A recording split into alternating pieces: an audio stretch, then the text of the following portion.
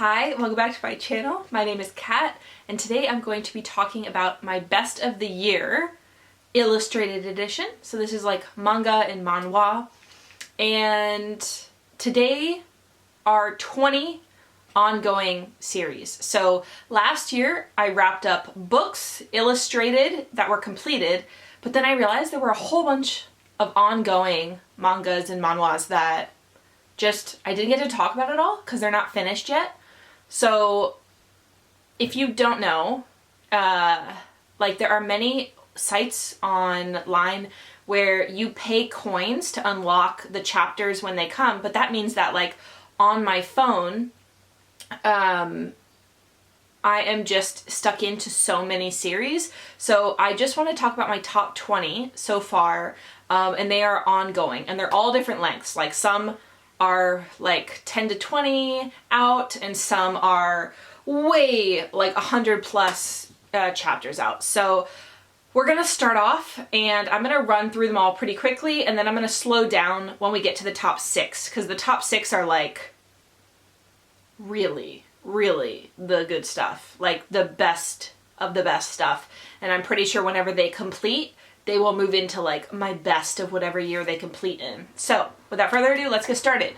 Okay, number 20 is my only sapphic pick for this list. It's Kill Me Now, and this deals with a female assassin and the young girl that she took in after she killed the young girl's parents on a mission. So it's dark, it's twisted, and the art is absolutely stunning. And if you don't know, down below, whenever something is a romance, there are 2 hearts usually, and they are the flag level of those characters. So like for instance, this one is a yellow and a red heart.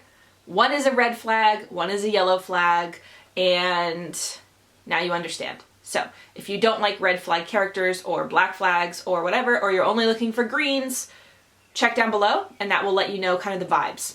Okay, number 19, The Hunter Wants to Live Quietly. This one is so good. It's a portal fantasy where there's a really strong hunter and he was trapped in a dungeon in an alternate reality for many years, and then suddenly he's spit out back into reality and he's trying to live under the radar, but society just will not let him be. This has vibes very similar to Mission Save the Hunter and also Descendants of the Sun, Descendants of the Sun or Rays of the Sun? Traces of the Sun, which is one of my top picks of the year in my completed video. So I have really high hopes for this one. 18 is No Moral, which is about a lawyer and like a newbie lawyer, like who's basically his apprentice, and the lawyer he's apprenticing under, that lawyer is known for being cold and ruthless and very like sharp and cutting and business savvy, and the apprentice is idealistic and still very soft and sweet. Number 17 is Mafia Nanny. This is a webtoon featuring a female nanny slash bodyguard for a mafia boss's son. So she's the nanny. She's also like a bodyguard, and she's not an assassin, but like she's trained with weapons as well. She's like an all-in-one best. She's perfect mafia nanny. And it's about her life with that mafia family as she's trying to uncover stuff from her childhood as well. 16, I want to talk about Red Mansion. This is probably, yes it is, the darkest pairing on this list. It is 2 red flags that find each other and it's completely effed up. So if you can't do that, that's totally fine. Just skip this one. We are in this city, this slum, where the Red Mansion is like an apartment complex where everyone is kind of locked in and the resources are fought for kind of like it would be in a prison. And we're following a character who works at the convenience store in Red Mansion, and then we're following one of the owners of Red Mansion, and it's really messed up. It's like, it's red flag x red flag. Okay? So yes, it kind of gives you the same vibes as Killing Stalking, A little less dark, still super dark, but like a little less dark, but yeah. All right, number 15 is Dear Zero or Dear 00 by Brothers Without a Tomorrow. So if you don't know, I'm a huge Brothers Without a Tomorrow fan. Oh, the artwork, so stunning. Stunning, stunning, stunning, stunning. And their plots are usually very interesting. So in this one, we are following, it's like a human, it's not an AI, it's like an angelic being. Picture like a seraphim, but like it's super bloodthirsty. So they are created in a lab, and something went wrong and they both had their memories erased. Now, society is trying to rehab the lab created like seraphim, and in order to rehab him into society, they're pairing him up with his old handler, Adam. And Adam renames that person Eve. So there's a lot happening, and I'm loving all of it, and it is so stunning. And it's like the crybaby top is such a trope that I love so very much. He's ruthless, but an absolute baby when it comes to his dynamic with Adam. Number 14 is The Rogue Prince is Secretly an Omega. This is an Omega verse. If that's not your thing and you don't know, this is a world where people are usually like alpha, beta, omega. Beta usually is like a normal person. Omega is a person who can give birth. Alpha is a person who has like stronger heightened abilities and can get omegas pregnant. So we're following an omega prince who is kept under the thumb of his mom, and she has been having him have medicine his whole life so that he can pretend to be a beta. However, his childhood best friend is an alpha like war hero, and when he comes back from war, the friend is like, something is going on, I want to protect you, I want to stay with you, and there's so much political intrigue, and the mother is one of the worst characters. There are 2 characters on this list, and this is one of them. The mother is so awful, I'm just hanging out waiting for her to die. Okay, number 13 is Payback. So this is about a young man who decides to join the entertainment industry to get revenge for something that happened in his past. He wants to infiltrate it and bring it down from within. To do so, he needs like a sponsor. So he gets sponsored by someone high up who's also kind of elusive, and you don't really know the dynamics. And this is so close to finishing. I was thinking it might finish and it might move on to my best completed, but like it only has a few chapters left, I believe. Like under 5, which is wild. 12 is A Black Rose Blooms. This is one where this is the person I want to die the most out of like anything I'm reading right now. So we are following this commander of an army, and in the kingdom, the prince has had him like invade and slaughter and kill. And he has done so in order to protect those close to him and the people without power. And the prince treats the commander absolutely horribly, and the commander like really wants to kill the prince, but he can't because he doesn't want innocents to get hurt. And then a young lord comes to train under him and becomes his like right hand of the commander, and he realizes what's happening and he wants to join into the fray to bring the prince down.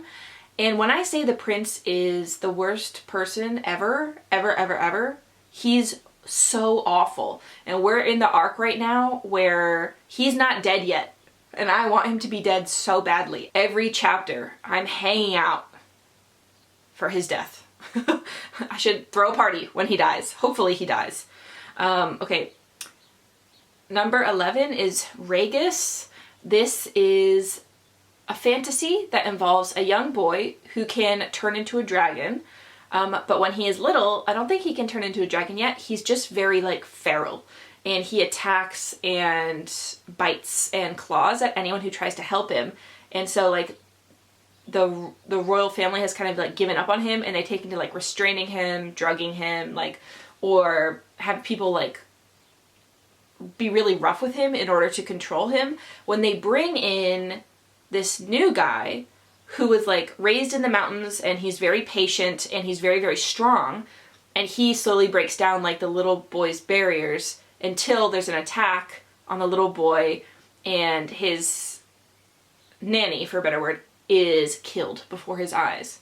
And then this is a reincarnation story because the nanny is reincarnated into, instead of a strong body, he's reincarnated into the frailest, smallest body, and it's also in the future. So now the little boy is the prince commander.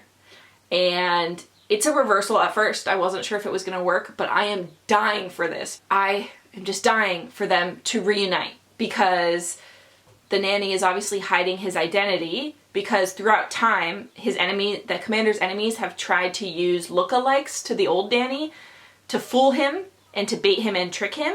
So like the nanny won't reveal himself, but like they're starting to figure out, like the commander's like, why is he so similar? Even though like I saw him die and his body's different. I'm like, oh, it's happening. Anyway, I'm very, very into this one. Number 10 is Birds of Shangri-La. And this one is on the whole list, the one most like twittering birds never fly. Yeah, it's so good. It's about a man who takes an odd job at a brothel on an island, and it's an all-male brothel, and the number one rule is like don't fall in love with one of the hosts, because basically his job is to be a fluffer, to like bathe, massage, and get the hosts ready for their clients. And he is sent to apprentice under one of the top hosts, and some things happen. And there's also more to their backstories than just what I said. It is so stunning. The reason it's not higher on this list is because it's been on hiatus for a while, so I haven't read it in months and months and months, and I'm dying for a new one to come out. But when I looked, it said like it won't be out for a long time because the author is working on other things, and I'm very, very sad about that. All right, number 9 is Jinx. And I know that you either are on the Jinx boat or you're off the Jinx boat, okay? Jinx is about a professional fighter who gets involved with his physical trainer. The fighter is an asshole, okay? The trainer is a cinnamon roll. And the fighter treats the cinnamon roll horribly. And right now we are entering what I assume is going to be a chasing groveling arc, and I'm hoping that it will be a monumental groveling session because the cinnamon roll deserves nothing less. But because he's a cinnamon roll, I think he's gonna forgive him way too fast. But I'm here for it. I can't wait for the groveling. I love a chasing and a groveling arc. Yeah. Okay, number 8 is Honey Bear. This has 2 green flags. So there is a bakery owner who bakes like sweets, and a guy who got a part-time job there after developing a crush on the bakery owner. And he is in university, and he is a, I think, taekwondo or mixed martial arts fighter. So he competes in that. So what you have is a delicious size difference going on. They are both such green flags and in different ways. So it's kind of like Black Cat Golden Retriever. Like the huge bulked fighter is like the absolute goldenest retriever, and the bakery owner has been burned before by relationships, so he's a bit like Black Cat, but it's all so sweet. I'm dying over this series. Number 7 is Turning the Mad Dog into a Genteel Lord. This one is absolutely hilarious. It is so funny. The person who is writing this has worked in retail absolutely before. Retail or a corporate job, like 100%. Because we're following a high priestess who is sent to rehabilitate a war hero back into society. So he has massive trauma and PTSD from the war, and his head has been messed with. And she is a priestess who has some magical powers, and she is so fucking funny. She's so funny. Like, the illustration style, too, is so funny. It alternates between being, like, sexy and there's a little bit of tension, being absolutely adorable, and being downright hysterically funny. I love this series, and it's like very rare that, I don't know, I don't really go for like comedies that much, but this is so funny. Like, I love this series so much, and we're having some very sweet developments right now. All right, now we are into the top 6. As soon as they update, I read it like immediately. So number 6 is Mission Save the Hunter.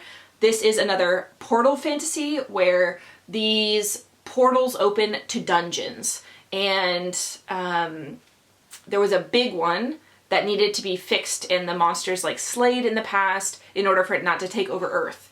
And the hunter who survived all that slaughter, basically his comrades, as they were dying, gave him each like a dying wish to save the hunter. So like one of them said, you have to watch this show 100 times before you die. Another one said, you have to run like 5,000 laps. Anyway, all of his friends died one by one, and they give him crazy, outrageous, like, dying wishes because they want to keep him alive so that, like, after the war, he doesn't commit suicide. It is so grueling because what ends up happening is a disaster happens, he accidentally uses his power a little, and society realizes that he's still alive, even though he was presumed dead. And they're trying to pull him back in to fight. And they don't know which one he is, but they're trying to put him into increasingly more dangerous situations in order to find out who he is. But then, actually, dangerous situations happen naturally, and he has to choose, like, stay in hiding and let people die, or go back into, like, the PTSD of the past. And it is so good right now. Oh my god, I'm dying. And this one actually has like the barest hint of romance. Not really. It's mostly action, which is rare for me, but it is so good. This again has very similar vibes to one of my best of the year, which is, I keep forgetting, I want to say Traces of the Sun. There you go. All right. Number 5 is In the Doghouse, and oh, this is delicious. This is so delicious. So this is kind of historical. It's like lords and ladies and princes, regency, and we're dealing with a prince who is a secret masochist, and he sees one day a lady absolutely berating someone else. And he falls in love with her at first glance. He's like, Courtney is it for me. And he decides that he's gonna marry her, even though she's not like a super famous lady or high ranking or anything. He's like, no one will do it for me other than Courtney. So he asked her to marry him, and they talk it through, and it's about the relationship developing and her finding out stuff about herself. And when I say the illustration is so awesome, like, I can't understand. It's bold, yet like rounded and soft, and the color palette is phenomenal. The choices for shading is wonderful. It's really awesome. Like, it is awesome. And similar to what I said before, this one is hilarious. It is so funny. It alternates between being like super sexy and super funny. Like, very funny. I love it. And I even had my husband like read parts of it because I was like dying laughing. It was so funny. So this does have obvious like BDSM elements, so just know that going in. But Courtney is also learning like as she is going, and it's really her like coming into her own and realizing like what she wants and likes, and it is really good. Number 4 is another one around BDSM. It's Hard Boiled Love, also known as like ang ang, which is the sound of a dog barking in Korea. Which I think is so funny. It's like bark bark, which in modern times, like bark bark is absolutely the vibe of the book. So we're following a guy who works as an upper level like administration in an office, and he's known for being like classically beautiful. He is stunning. He though is one of the top sadists, one of the top tops like around. And everyone always wants to like pair up with him and stuff, but he really can't find what he's looking for until he meets Guwon, who is perfect in every way. He's an ex-mercenary turned bodyguard for him, and he is like massive, good at fighting, has a scar on his face, and is absolutely like the submissive of his dreams. And I love their dynamic so much. I am waiting for them to get married. Like, please give it to us. I don't know if that's where it's heading, but I would love that. And I think everyone else reading this would also love that. Okay, we're in the top 3 now. So this is my top male-female pick. This is Firefly Wedding.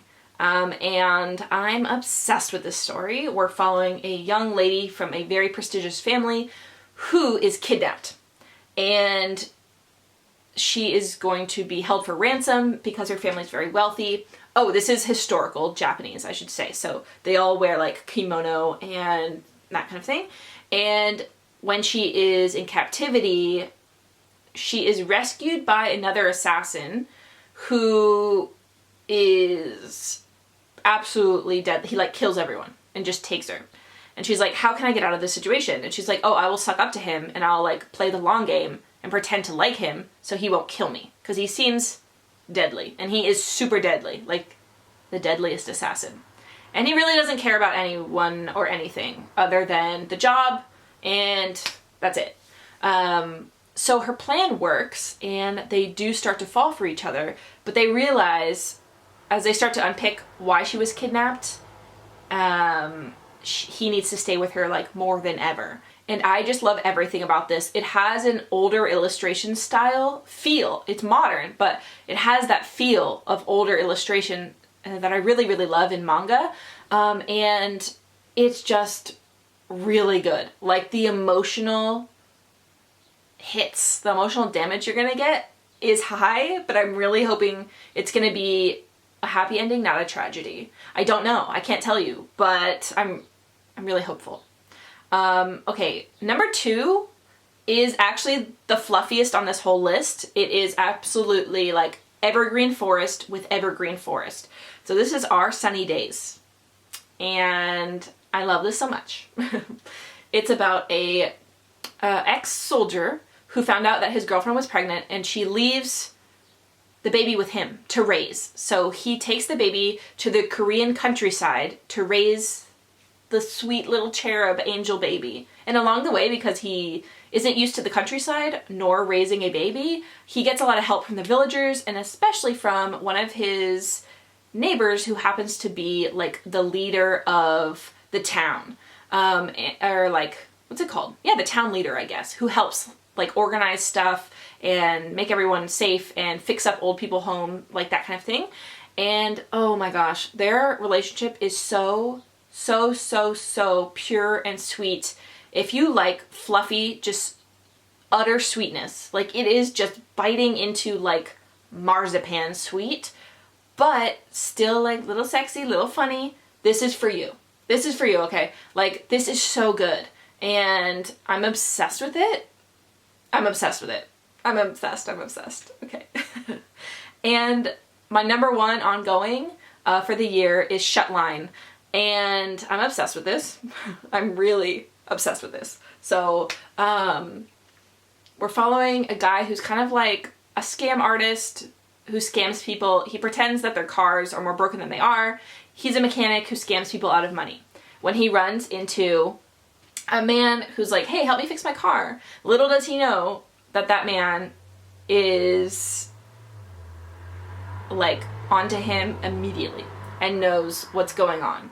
And they start a thing. And so you have like this mechanic and this guy who something is going on. Like Shin